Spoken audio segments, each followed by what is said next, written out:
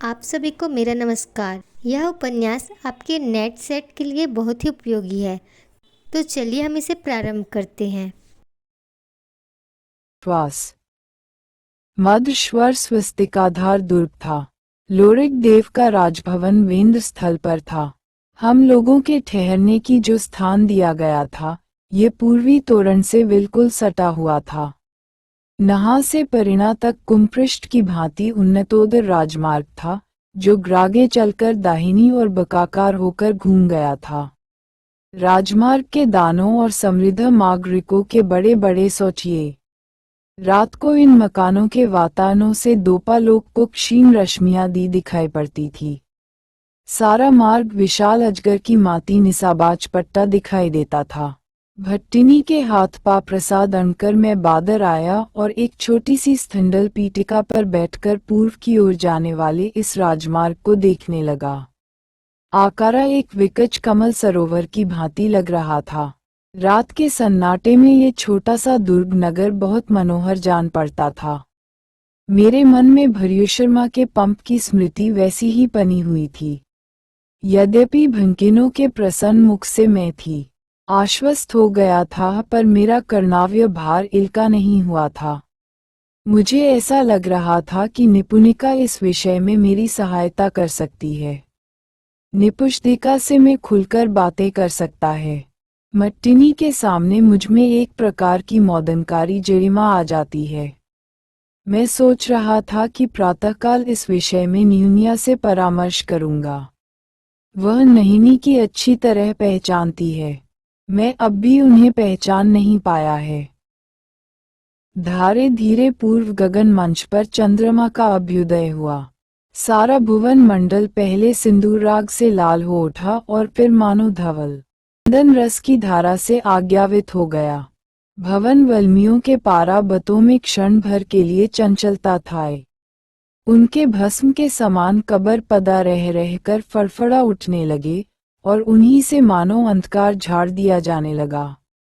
चमगादड़ों की छाया कभी कभी मेरे सिर पर से पार कर जाने लगी। उन्हें देखकर अनुमान होता था कि चांदकार रूपी सेनापति के इक्के दुक्के सैनिक अवसर पाकर इधर उधर भाग जाने की चेष्टा कर रहे हैं। सारा वातावरण शांत और मनोरम हो गया। चंद्रमा की स्निग्ध व्योत्सना में स्नान सा करता हुआ भद्रेश्वर दुर्ग और भी मनोहर ही उठा। मैंने सोचा कि जिस दिन कर्पूर धवल महादेव के जटाजूट ने श्रद्धार होकर गंगा की धारा हिमालय पर गिरी होगी, उस दिन उसकी शोभा कुछ ऐसी ही रही होगी। अभ्र नदी श्वेत शिखर यथास्थान इसी प्रकार ग्रांचल खड़े होंगे, जिस प्रकार भद्रेश्वर की 100 अट्टालिकाएं दिख रही है। कभी माँ बुझने वाली औपचमनियाँ उस श्वेत धारा में इसी प्रकार जल रही होंगी, जिस प्रकार इस दुर्ग के प्रासाद वातायनों में प्रदीप जल रहे हैं।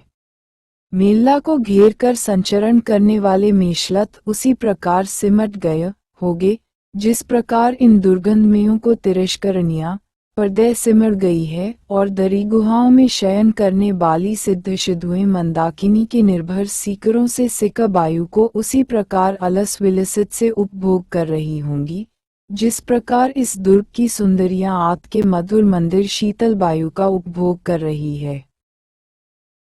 उस रात को मुझे नींद नहीं आई। मैं भट्टिनी को पहचान नहीं पा रहा हूँ। छोटे मतदारात के विशाल अंतःपुर में आबद्ध बहिनी का परिवार दुर्बल कपोल सुंदर मूल में देख चुका हूँ।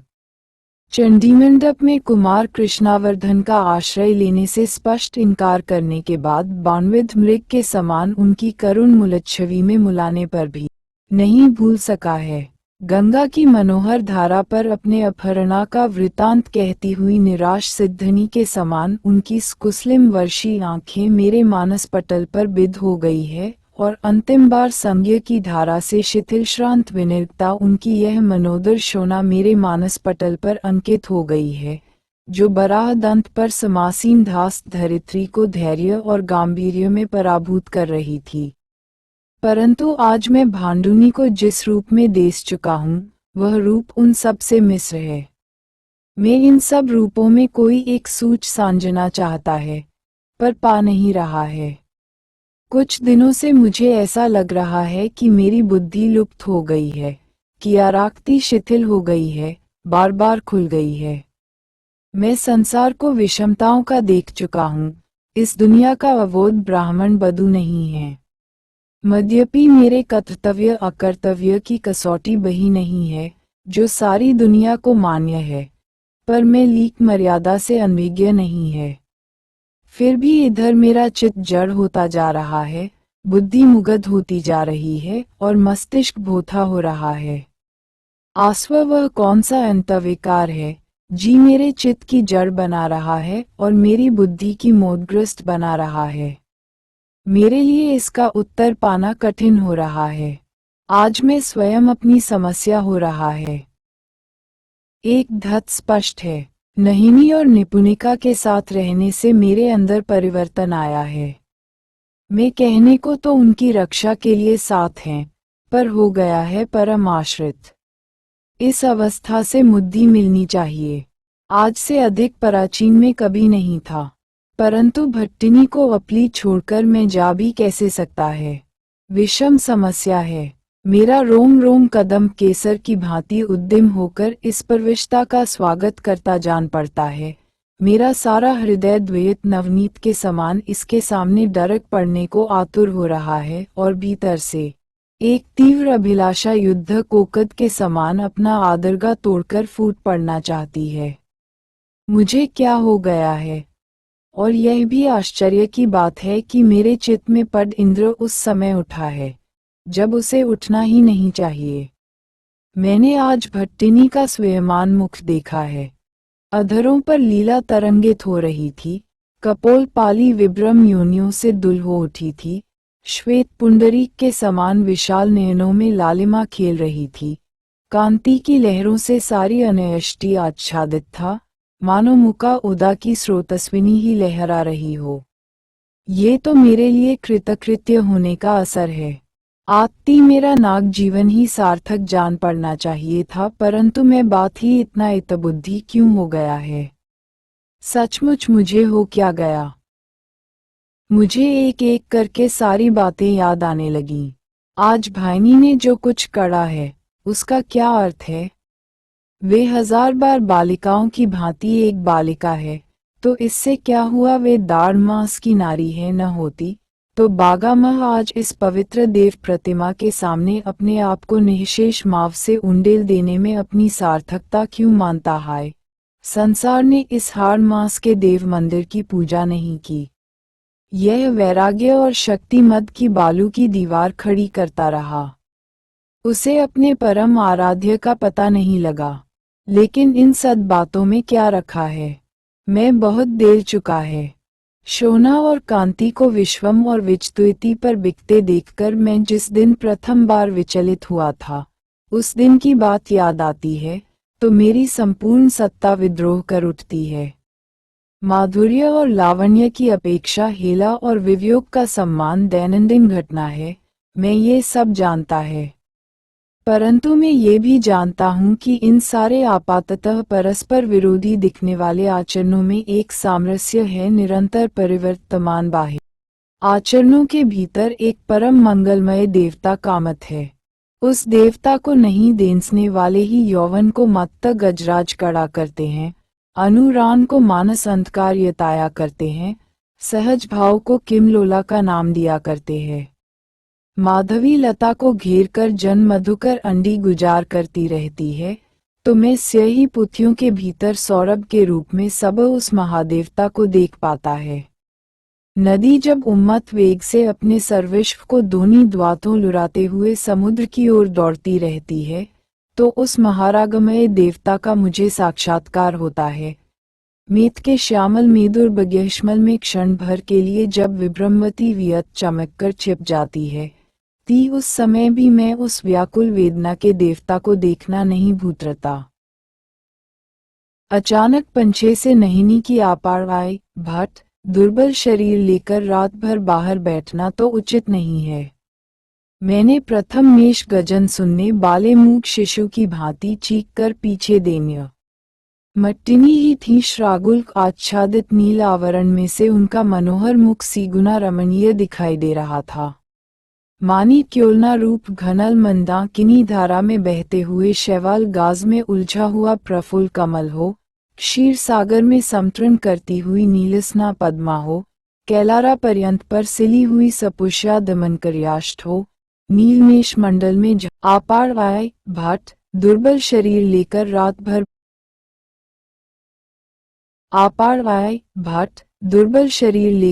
भर बाहर बैठना तो उचित नहीं है। मैंने प्रथम मेष गजन सुनने बाले मूक शिशु की भांति चीख कर पीछे देन्य। मट्टिनी ही थी, श्रागुल आच्छादित नील आवरण में से उनका मनोहर मुख सीगुना रमणीय दिखाई दे रहा था। मानी क्योलना रूप घनल मंदाकिनी धारा में बहते हुए शैवाल गाज में उलझा हुआ प्रफुल्ल कमल हो, क्षीर सागर में समतृण करती हुई नीलस्ना पद्मा हो, कैलारा पर्यंत पर सिली हुई सपुष्या दमनकर्याष्ट हो, नीलमेष मंडल में झाल करने वाली स्थिर सौदामिनी हो। उनकी बड़ी बड़ी मनोहर आंखों की शोभा अपना उपमान आप ही थी। मैं नहिनी के अचानक आमन से क्षण भर के लिए स्तब्ध रह गया। कुछ उत्तर नहीं चूक पड़ा, केवल उस मृदुल मनोहर दृष्टि की ओर मुग्ध मात्र से देखता रहा, जो इंदौर की मात्रा की माती मुझे बांध रही थी, कस्तूरिका लेप की भांति मुझे स्निग्ध बना रही थी और मंदारमाला की भांति मेरे अंतर और बादर को आमोद मच कर रही थी। भट्टिनी यहाँ चाण भर तक। लिया ने दानुपात पूर्वक फिर से प्रणाम किया और थोड़ी देर तक चुप रहने के बाद बोली, बल रात को तुमने महिनी को कुछ अनुचित कहा है।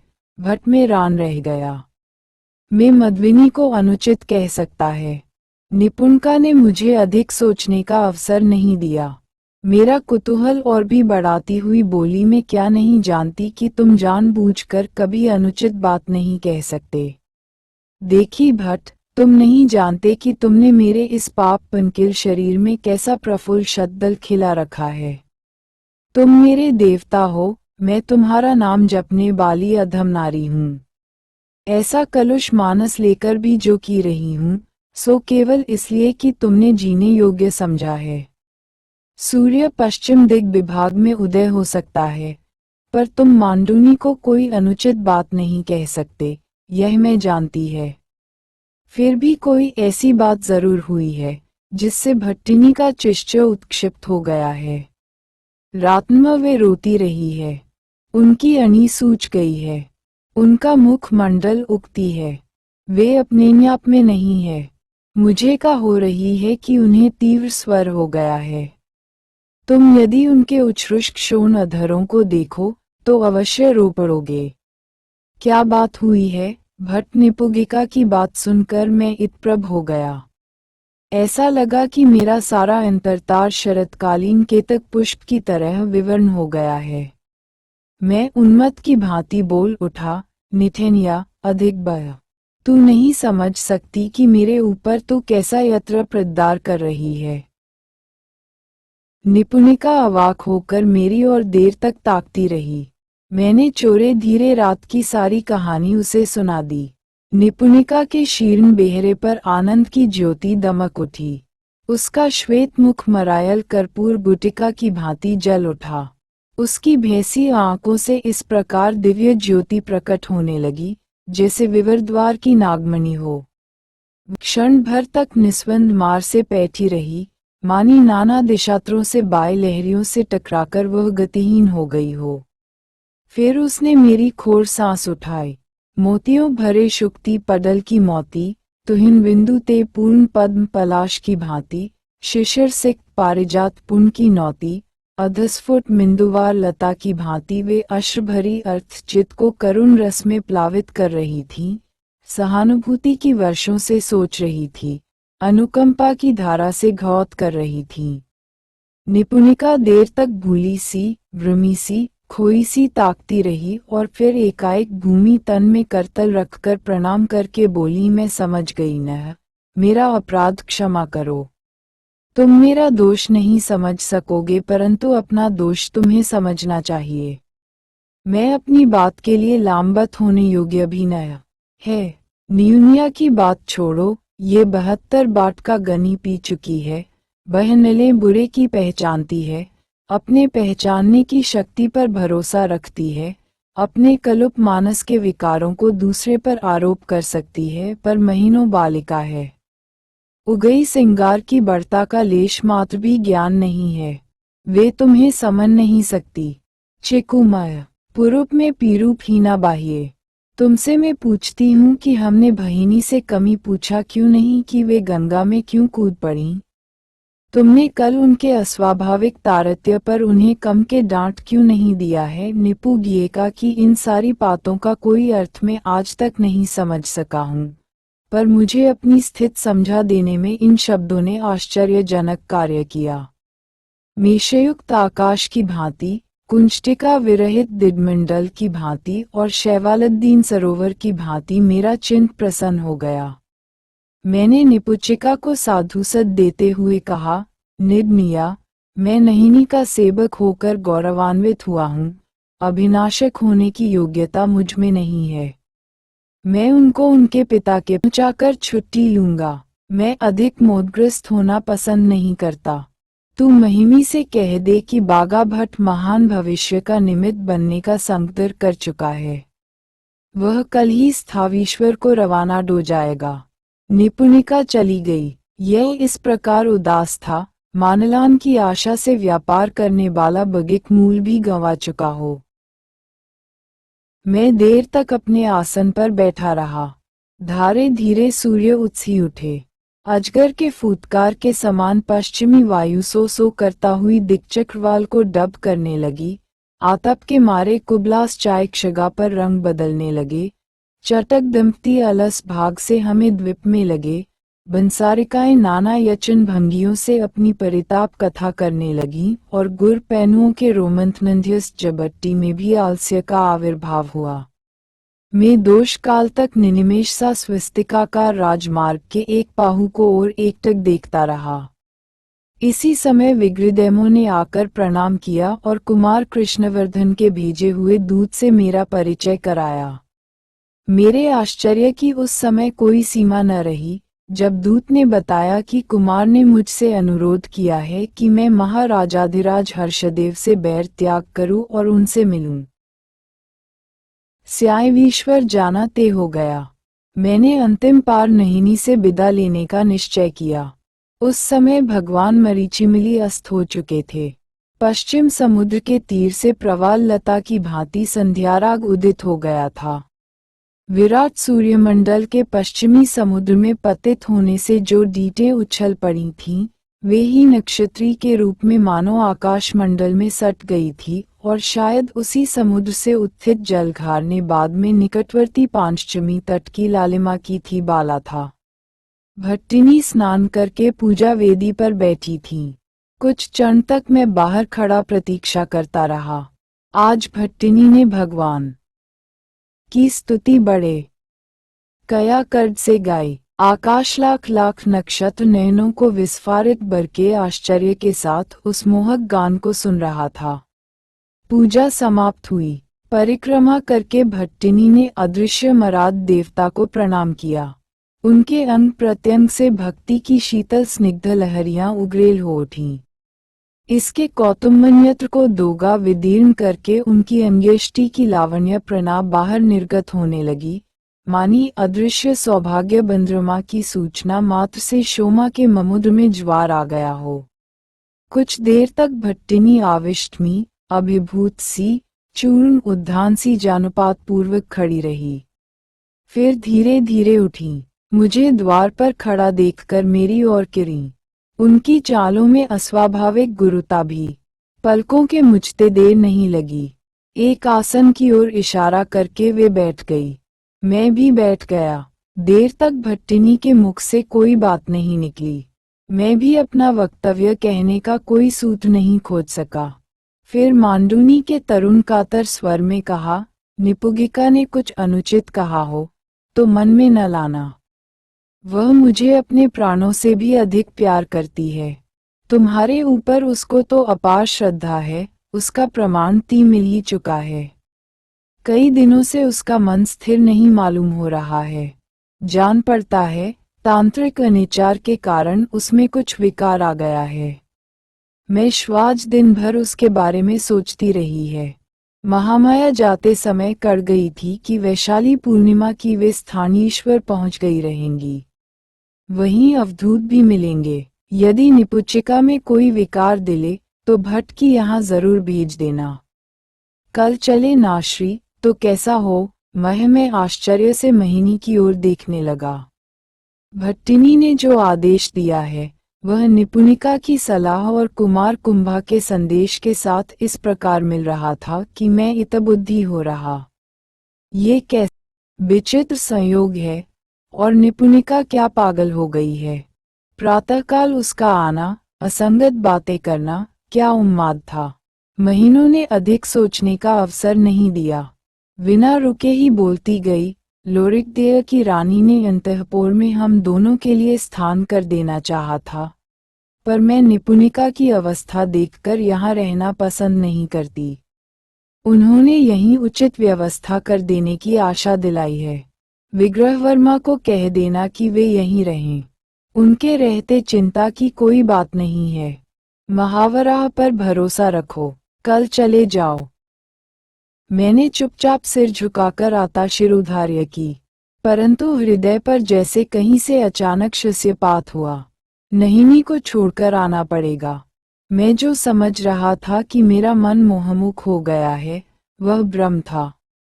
यदि भट्टिनी की ओर से अनुमति न मिलती तो शायद मैं ज्यादा निर्विकार हो सकता। कुछ देर चुप रहने के बाद मोहनी ने मेरी ओर देखा। वर्षावारी में भीगे हुए खंजरीट शाय की भांति वे आंख ऊपर नहीं उठ सकी। शीघ्र ही वे फिर नीचे आ गई। मायनी ने कुरा रुक रुक कर कहना शुरू किया, मैं अनागिनी है। तुमने ही मुझे जीने की सार्थकता सिलाई है। मैं नहीं जानती कि किस प्राकन पुण्य से महाराज ने तुम्हें मेरे पास भेज दिया था। तुम्हारे साथ रहकर मैं भूल गई थी कि मैं भाग्यहीना है। मैंने तुम्हें बहुत कष्ट दिया है और भी बहुत देती रहेंगी। मैं अयोध पाला है। निपुणिका ने आज उन्मत्त प्रलाप के भीतर से मुझे मेरा स्वरूप दिखा दिया है।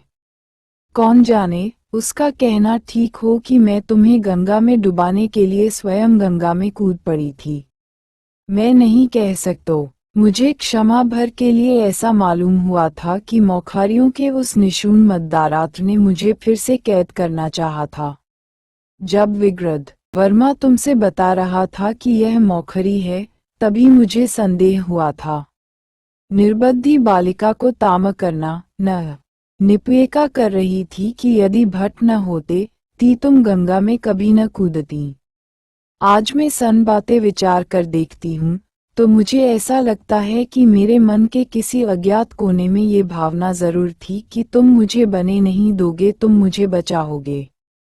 तुमने मेरा शरीर, मन, लाज, शर्म सब कुछ बचाया है। मैं भाग्यहीना अपने सबसे बड़े हिताकांक्षी को विपत्ति में झोंक देने की आराधिनी हूँ। मेरा अपराध क्षमा करो, भट्ट। कहते कहते मोहिनी ने हाथ जोड़कर भूमितल में सिर रखकर मुझे प्रणाम किया। मैं इस प्रकार जड़ हो गया था कि कहीं किसी प्रकार के संवेदन का लेशमात्र भी अनुभव नहीं कर पा रहा था।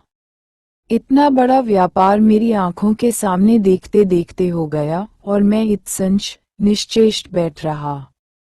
भट्टिनी को जानुपात की अवस्था में देखकर मुझे जैसे होशता हुआ। मैं तड़फड़ाकर उठ पड़ा। क्या कह रही हो, देवी? निपुणिका ने उन्माद की अवस्था में जो कुछ कहा है, उसी को प्रमाण मानकर मुझे अपराधा बना रही हो। भट्टिनी चुप रही। वे देर तक निस्पंद दीपशिखा की भांति, अचंचल विद्यलता की भांति और प्रफुल्ल दमनकृष्टि की भांति बैठी रहीं। फिर धीरे धीरे कहा, वहां में जल्दी ही लौटना। जाओ। मैं चला तो मोहिनी ने फिर पुकारा। इस उनका स्वर काफी साफ था। बोली, निपुणिका से मत मिलना। समय मिले ती निपुणिका की सखी सुचरिता की सप लेते आना। वह उसके मकान के पास ही कहीं रहती है। वह अत्यंत भाग्यहीना है। मैंने उसे सिर्फ एक बार देखा है। भूलना नहीं। प्रातःकाल में स्थानीश्वर के लिए रवाना हो गया। घोड़े की पीठ पर निरंतर भागता हुआ इस दिन बाद स्थास्वीश्वर के द्वार पर उपस्थित हुआ। प्रवेश करते ही सुचरिता सबसे पहले याद आई। केवल एक बार निपुणिका ने उसके बारे में मुझसे चर्चा की थी, परंतु जब मैंने उसकी पूरी कहानी पूरी थी वह चुप हो गई थी। भट्टिनी से भी उसने उसकी चर्चा चलाई होगी। क्या करती है वह? कोई अच्छा काम नहीं करती, ये तो स्पष्ट है। तो भी बाण मह उधर आएगा जरूर। आजीवन उसने नारी देह की पवित्र देव प्रतिमा समझा है। वह जहाँ भी दो और जिस अवस्था में भी हो, सम्मान और श्रद्धा की वस्तु है। पर्याप आज मुझे महाराजाधिराज से मिलना है, आचार्य सुगतभद्र को प्रणाम करना और अवधूत अधोर भैरव का दर्शन पाना है, तो भी मैं सुचरिता को भूल नहीं सकता। आज बाण क्या देव प्रतिमा को कीचड़ में पैसा देखकर सिर्फ इसलिए कतरा जाएगा कि उसे किसी सम्राट से या किसी महासंदिविग्रडिक से मिलने जाना है। नहीं, यह नहीं होने का। परंतु इतना तो होना ही चाहिए कि मेरे किसी आचरण से नहिनी के भावी मंगल का व्याघात न हो। जो हो, मैंने निश्चय किया कि कुमार, महाराज और आचा संपाद से मिले बिना कुछ नहीं करूंगा। उसी दिन वैशाली पूर्णिमा थी। इसी दिन तथागत ने जन्म प्रदा किया था और इसी दिन निर्वाण प्राप्त किया था। बौद्ध नरपति की राजधानी में आज उत्सव जैसा होना चाहिए, वैसा ही हुआ था। वीथियां सुगंधी से सिकत थीं, और भवनों में मंगल पताकाएं सुशोभित ही रही थीं। राजमार्ग की ओर के सनी बातान मालती दाम से अलंकृत हो रहे थे और पौर्जन नवीन वस्त्र भूषा से सुसज्जित थे। नगर में प्रवेश करते ही मुझे शात हुआ कि आज आचार्य सुगत नद्र की धर्म देशना होने वाली है। सम्राट और कुमार कृष्णवर्धन की सवारी उधर ही गई है। मैंने जब ये सुना तो और सभी बातें भूल गई और आचार्यपाद की धर्म देशना सुनने के लोभ से मैं उभर ही सिच गया। बिहार मेरा देखा हुआ था। राजमार्ग श्वेत वस्त्रधारी नागरिकों से पूरा था। उनके बख, उहीप, अंतराग और माल्य सभी श्वेत थे। ऐसा जान पड़ता था सब लोगों ने रजत 12 में स्नान किया है। ऊपर सीधंधातानों से युवतियों के स्वर्णालंकारों की पोली प्रण व्याप्त हो रही थी। माचे की श्वेतहाटा के ऊपर सीध वातानों को चौवने ब्लूटा पेसी मनोहर मालूम हो रही थो, मानो कैलाश पर्यंत पर शरतकालीन ग्राभातिक धूप फैली हुई हो। दुर्भाग्यवश जब मैं बिहार तक पहुंचा, तब तक धर्म देशना समाप्त हो चुकी थी। अय श्रोताओं की शंकाओं का समाधान किया जा रहा था। बाहर महाराजाधिराज के आगमन से जितना आनंद उल्लास, कोलाहल, जमनिनाद माँ, उससे मैंने अनुमान किया था कि भीतर भी भारी भीड़ होगी और उसी प्रकार का दस्ता गुख्ता होगा। परंतु मध्यनी बिहार सबके लिए खुला था, फिर भी बहुत थोड़े लोग भीतर जाने का साइस कर रहे थे। सभास्थल में मिचित्रों का ही आधिक्य था। गृहस्थों में स्वयं महाराज और उनके कई निकटवर्ती पदाधिकारी समासीन थे। महाराज के शरीर पर कोई उत्तरीय भी नहीं था। सारा शरीर सौमंबिक अनुराग से उपलिस था और मुडमूल में केयूर और हृदय में एक मीतिक द्वार के लिया और कोई भी अलंकार उन्होंने नहीं धारण किया था। वे बहुत शांत मनोरम दिखाई दे रहे थे। आचार्य के प्रति उनकी अगाध भदा थी और आचार्य भी अत्यंत स्नेहपूर्वक उनकी ओर देख रहे थे। साथ मिलाकर वहां व्यक्ति बैठे हुए थे। आधे ती भिक्षु में और आधे में महाराजाधिराज के सामंत तथा अंतःपुर की देवियां थी। एक महीन तिरस्कृणी पर्दा के पीछे देवियों का आसन था। मैं चुपचाप एक और बैठ गया। आचार्य सुगतभद्र बहुत प्रसन्न जान पड़ते थे। उन्होंने मन स्मितपूर्वक महाराज की ओर देखा और धीरे शांत वाणी में पूछा, महाराज, आप इस जम्बू द्वीप के संप्रधान चक्रवर्ती राजा है। आपकी बुद्धि से प्रजा का स्यावा होगा। तथागत की बताई हुई धर्म देशना आपने सुनी है। मैं पूछता हूँ महाराज, क्या आपको संतोष हुआ है? आपके बीच में मैत्री और करुणा के धर्म के विषय में कोई संदेह नहीं रह गया है। महाराज ने आचार्य को शिरसा प्रणाम किया। थोड़ी देर तक थे निश्चल प्रतिमा की भांति व्यानावस्थ हो रहे। फिर दोनों हाथ जोड़ कर अनुमति मांगी तो आचार्यपाद की अनुमति है। आचार्य ने फिर मंद स्मित के साथ साधुवाद देते हुए कहा, अवश्य महाराज। महाराजाधिराज ने विनीत भाव में प्रश्न किया, हे भदंत प्रवर, कई दिनों से कुछ तैतिक यतियों ने मुझसे निगमा बुद्ध के पूजा गृह करने के संबंध में प्रश्न किए हैं। मैं उनका उत्तर नहीं दे सका हूँ और मेरा चित्त उन प्रश्नों पर मनन करने के बाद उच्चित हो गया है। वांत अविनय न समझे तो पूहूं। आचार्य ने उत्साहपूर्वक कहा, अवश्य पूछिए महाराज। शंकराचार्य को वित्त से उखाड़ फेंकना ही उचित है। भगवान तथागत का धर्म अन्वश्रद्धा पर प्रतिष्ठित नहीं है। ये युक्ति और विचार का अविरोधी है, इसीलिए वह सद्धर्म है। ती आचार्याद अनुग्रह पूर्वक बताएं कि बुद्ध निर्वाण प्राप्त होने के बाद भी पूजा कैसे ग्रहण करते हैं। दो बातें हो सकती है। प्रथम ये कि बुद्ध पूजा ग्रहण करते हैं, ऐसी अवस्था में लोक के साथ उनका संयोग है, वे भय के ही अंतर्गत है और 10 और मनुष्यों की भांति एक साधारण व्यक्ति है। फिर उनकी पूजा निष्फल हो जाती है, बंध्य सिद्ध होती है। दूसरी बात ये हो सकती है कि जे परिनिर्माण श्रास कर गए हैं, लोक के साथ उसका कोई संक्षेप नहीं है, वे भव से मुक्त है। ऐसी अवस्था में भी उनकी पूजा निष्फल होगी और चंथ्य सिद्ध होगी, क्योंकि परिनिर्वाण प्राप्त व्यक्ति कुछ महंगा नहीं कर सकता और ऐसे व्यक्ति के उद्देश्य से निवेदन की हुई पूजा वष्ट्य है, निष्फल है। हे आचार्य श्रेष्ठ, आप ही इस प्रश्न का समाधान कर सकते हैं, आप ही इसके बताए तत्व का निर्णय कर सकते हैं। आचार्य के मूलमंडल पर फिर स्निग्ध मंद हास्य खेल गया। ये फिर उत्साहित होकर श्रीले, साधु महाजन, तुमने प्रश्न की द्विषाहीन भाषा में उपस्थित किया है। मैं नथामति इस प्रश्न का समाधान करूंगा, परंतु मैं तुमसे एक प्रश्न करना चाहता हूँ। बिना संकोच के अपना उत्तर दो। पूछिए। अच्छा महाराज, अति महान कोई अभिलाषी जब प्रज्वलित होकर निर्वाण प्राप्त होती है, बुझ जाती है, तो तृण काष्ठ आदि ईंधन समूह की ग्रहण करती है ना भदंत। महाराज, वह अत्रि जब उपरत उपशांत हो जाती है, तो क्या संसार में से ऋषि का होना एकदम उठ जाता है? न भदंत, ईंधन रूप काष्ठ अग्नि का आश्रय स्थान है, अतएव श्रम की कामना करने वाले मनुष्य अपने अपने उद्यम से अभि उत्पन्न कर लेते हैं। वे काष्ठ का मंचन करके या अन्य स्थान से अमी समृद्ध करके फिर से महान श्रमी राशि उत्पन्न कर लेते हैं और अपना काम चलाते हैं। इसी प्रकार भगवान की बात समझो।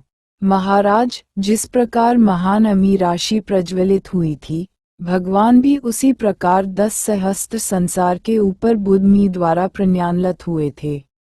जिस प्रकार यह महान अमी राशि प्रज्वलित होकर निर्वाण प्राप्त हुई थी, उसी प्रकार महाराज, भगवान भी 10 सहस्त्र लोक के ऊपर बुद्ध लक्ष्मी द्वारा प्रवर्तित होने के पश्चात निर्विशेष निर्वाण द्वारा परिनिर्वाण प्राप्त हुए थे।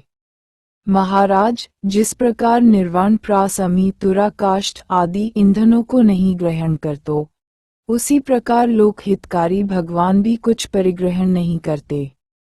परंतु जिस प्रकार महाराज, इंपनहीन अग्नि के निर्माण प्रास होने पर मनुष्य गगा अपने अपने उद्यम से अमी उत्क्षिण करके अपना अपना कार्य सिद्ध करते हैं, उसी प्रकार देव और मनुष्य गणु परिनिर्वाण प्राप्त तथागत के धातुओं से स्तूपादि निर्माण करके शीलादि का अनुष्ठान करते हैं और संपत्ति वे प्राप्त करते हैं। इस प्रकार महाराज बद्भी तथागत कुमो ग्रहण नहीं करते, तथापि उनके उद्देश्य से निवेदित पूजा सफल होती है, व्यय होती है। आचार्य की स्थापना सीधी, मधुर और प्रणवोत्पादक थी। श्रोताओं में अधिकांश बौद्ध श्रमण थे। उन्होंने एक स्वर से साधुवाद दिया, धन्य हो महास्त्व सुगत भद्र। अद्भुत है, भदंत, यह स्थापना आश्चर्य है। भदंत, ये धर्म देशना। परंतु राजा के मुख पर कोई विशेष उल्लाल नहीं दिखाई दिया। वे कुछ सोचने में उलझे हुए जान पड़ते थे। आचार्यपाद ने समझा, बोले, तुम यही कह रहे हो न मद्दाराज की जो पूजा ग्रहण नहीं करता, उसके उद्देश्य से अनुष्ठित पूजा निष्फल है। हाँ आचार्य। अच्छा महाराज, महान वायु ये जाने के बाद जब उपरत उपशांत हो तो उसको वायु संशा हो सकती है। नाभद्मा, तालवृना और व्यजन वायु के कारण है। जिन्हें वायु की आवश्यकता होती है वे अपने उद्यम से उसे उत्पन्न करके अपना ताप शमन करते हैं।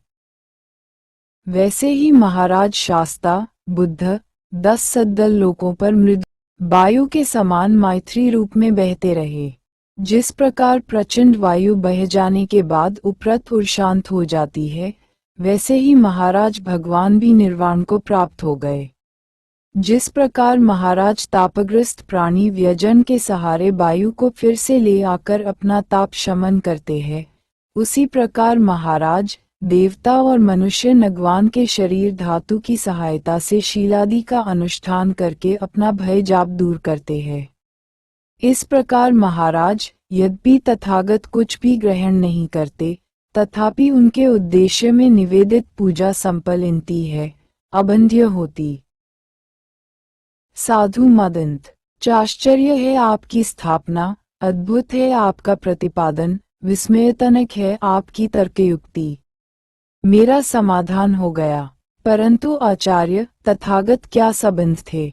मैं इसलिए पूछ रहा हूँ आचार्य कि तैगिक साधुओं ने मुझे बताया है कि वे ध्यान करने पर ही कुछ जान सकते थे, नहीं तो तत्क्षगा में उसी प्रकार मुंद रहते थे जिस प्रकार इम लोग हैं। यह क्या सत्य है आचार्य? हाँ महाराज, भगवान की स्वता इसी में थी कि वे ध्यान से सब बातों की जान लेते थे। ये सत्य है। परंतु इससे महाराज क्या भगवान की सर्वज्ञता खंडित होती है? होती है भदंत।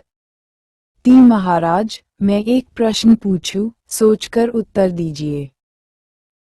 पूछिए आचार्य, अवहित हूँ। आप महाराज चक्रवर्ती राजा है। आपके घर में अक्ष, दूध, दही, घृत, राखरा आदि का कोई अभाव नहीं है। यदि कोई अतिथि आपके घर असमय में आवे, उस समय भोजनालय का पक्वान्न समाप्त हो चुका हो और आपके अतिथि सत्कार में देर हो जाए, तो क्या आप निर्धन सिद्ध हुए हैं?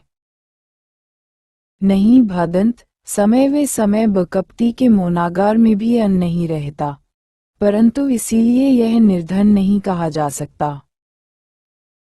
उसी तरह महाराज बुद्धों की व्यंजता आसर्जन प्रतिवद होती है, तत्क्षण शान के अनाव में मुग्ध नहीं निव होते। वे ध्यान करते ही सब कुछ जान लेते हैं। यही साधारणा जनों से वे विशिष्ट होते हैं। साधु आर्य, आश्चर्य है भदंत आपकी स्थापना, अद्भुत है आपकी तर्कयुक्ति। मेरी शंका दूर हो गई। कुछ देर तक इसी प्रकार शंका समाधान चलते रहे। फिर सभा विसर्जन का शंख बजा। महाराज उठे और उनके परिचारकों में बंचलता अलचित हुई। महाराज विशाल हाथी पर समासीन होकर जब चले गए, तब कुमार कृष्ण ने मुझे बुलवाया और अत्यंत संक्षेप में आदेश दिया कि संध्या समय उनके घर मिलें। जब वे भी बले गए, मैं आचार्यपाद के पास गया। धन्यवाद। आगे के उपन्यासों के लिए मेरे द्वारा बनाए गए YouTube चैनल हिंदी की दुनिया में सुन व देख सकते हैं।